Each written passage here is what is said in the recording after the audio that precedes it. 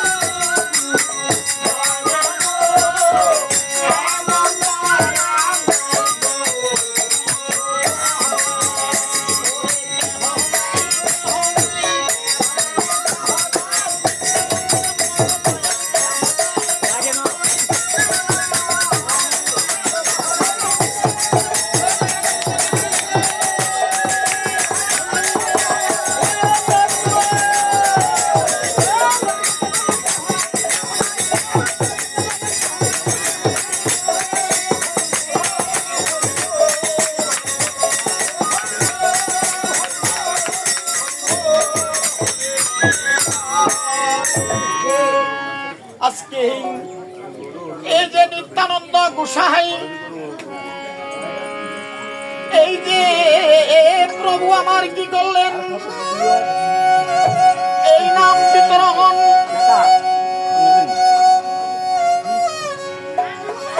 আজকে আমার প্রভু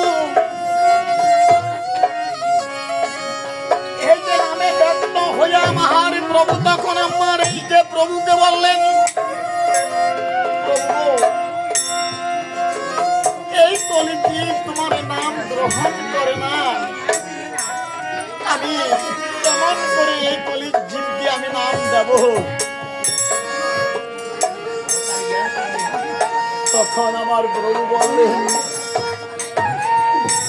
দাদারে আগে জীবকে প্রেম দিতে হয় এই যে প্রেম পেলে জীব তোমার নাম গ্রহণ করিবে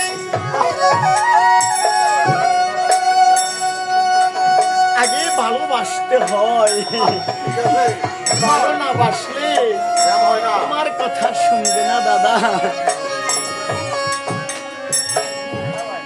তখন আমার প্রভু কি করলেন আজকে আমার প্রভু নিজে একটি কদলী ফল নিয়ে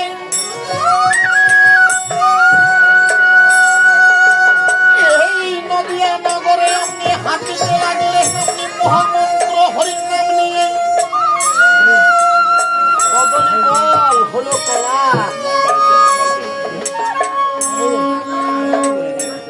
হরি বল হরি বল হরি বল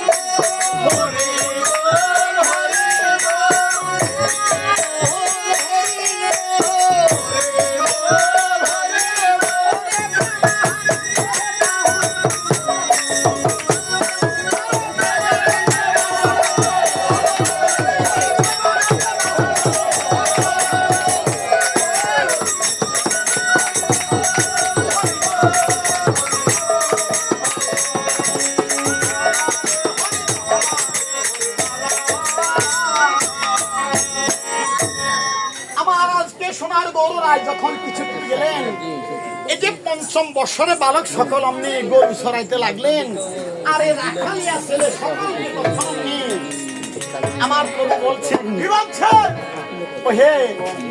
ওহে রাখালিয়া ছেলে, এই যে তোমরা তো সারাদিন এই যে গরু নিয়ে মাঠে তোমরা সময় কাটাইতেছ, একবারও কি মহামন্ত্র হরির নাম কখনো বদন করে নিয়েছ? তখন এই পালক সকল বলে, কি বলে?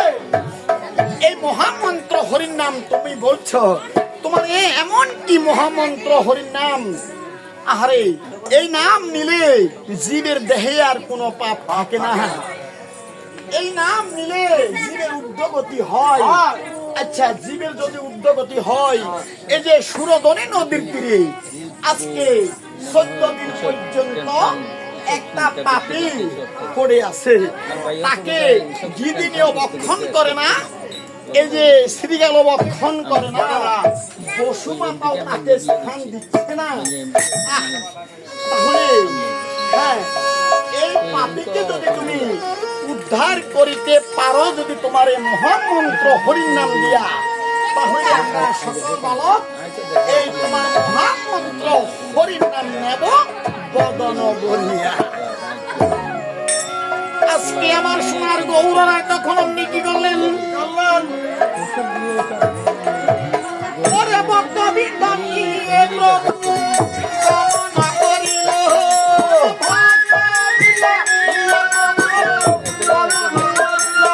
ওরে ভক্ত বিদানি প্রভু কামনা করিল,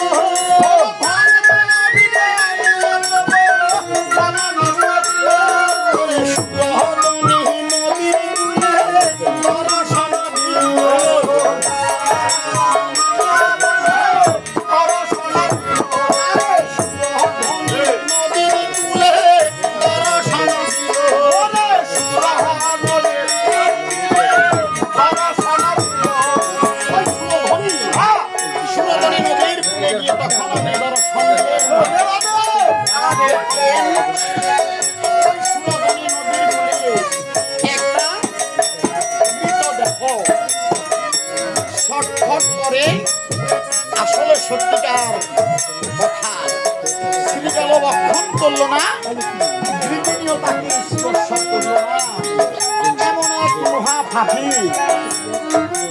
তখন আমার এই সোনার গৌরাই তখন সে কি বললেন? ওরে হরি বল, হরি বলে বইলে ডাকিতে লাগিল,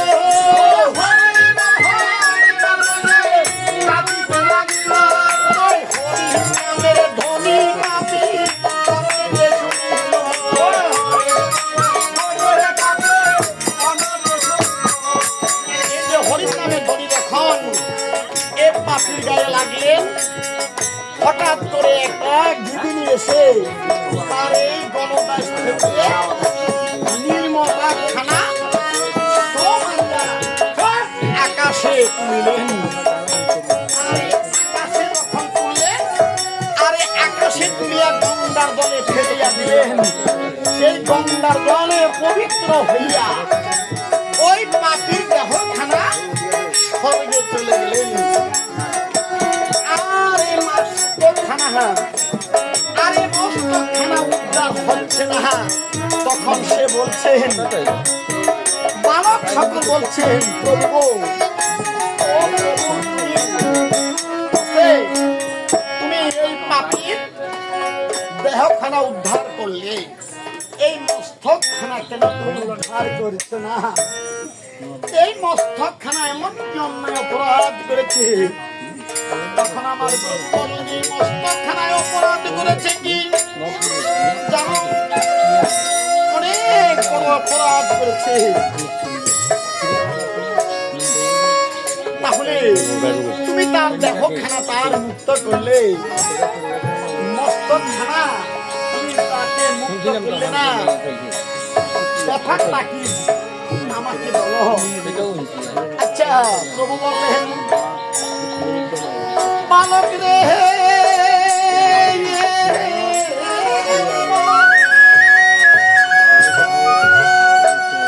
ওরে বালক তো জান খুশি না।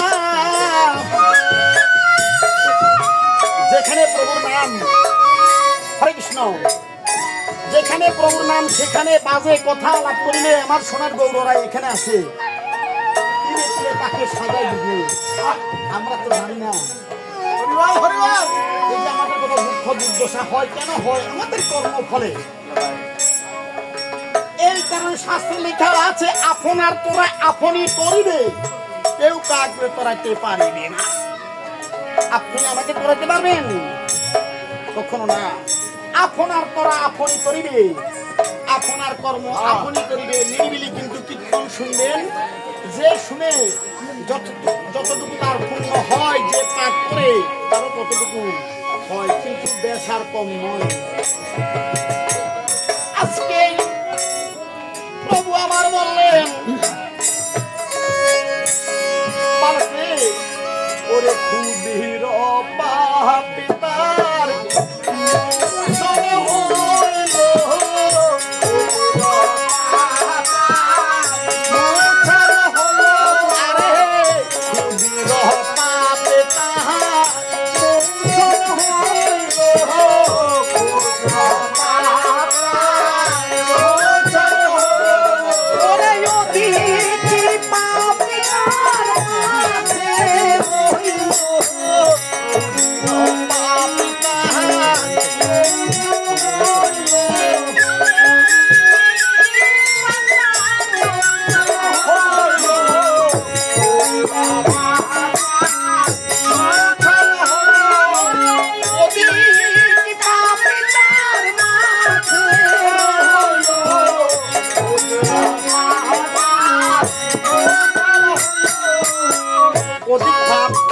ব্যাপারটা তো বুঝলি আমরা। তাহলে শুনো, এই মস্তকখানা কি অপরাধ করেছে তাই বলছি, তাহলে শুন বালক, এই পাপীর গৃহে একদিন গুরুদেব গিয়েছিলেন। সেই পাপী মনে মধ্যে অহংকারী হইয়ে গুরুদেবকে অসম্মান করলেন। সেই গুরুদেবকে অসম্মানী করাতে, এই যে গুরুকে অপমান করাতে আজকে তার এই পাপ হয়েছে মাঠে। তাহলে তাকে তুমি উদ্ধার করবে না প্রভু? হ্যাঁ, উদ্ধার করবো। তাহলে উদ্ধার করিতে হলে কেমন করে উদ্ধার করবে? তখন আমার প্রভু গেলেন, হরিবল হরিবল বলিয়া তখন আপনি পদাঘাত করলেন। সাথে সাথে একটা গিদিনী অর্থাৎ শকুন, একটা গিদিনী এসে সুমারিয়া তার মস্তকখানা আকাশে তুললেন। আকাশে তুলিয়া তখন আপনি কি করলেন? ওই গঙ্গার জলে ফেলিয়া দিলেন। গঙ্গার জলে এই পাপীর মস্তকখানা শুদ্ধ হয়ে ওই স্বর্গে চলে গেলেন। ও দেহখানা আর এই মস্তকখানা স্বর্গে একাত্রিত হইলেন। আপনাদিকে পাপী যখন উদ্ধার করলেন, ওরে পাপী উদ্ধার করে আমার প্রভু কি করলেন? ওরে আপন আমাকে নিজে তখন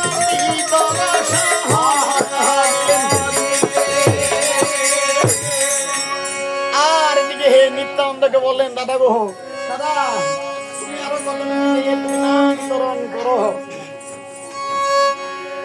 এই যে নিত্যানন্দ গোসাই তখন আপনি নাম বিতরণ করিতে লাগলেন। আর দিকে এক ব্রাহ্মণ সে বিল্লপত্র শিবলিঙ্গ নিয়ে পূজা অর্চনা করে। তখন নিত্যানন্দ গোসাই ওই ব্রাহ্মণকে বললেন, কি বললেন? ওই ব্রাহ্মণ ঠাকুর, আপনি এই যে বিল্লপত্র শিবলিঙ্গ নিয়ে আপনি কার পূজা করেন?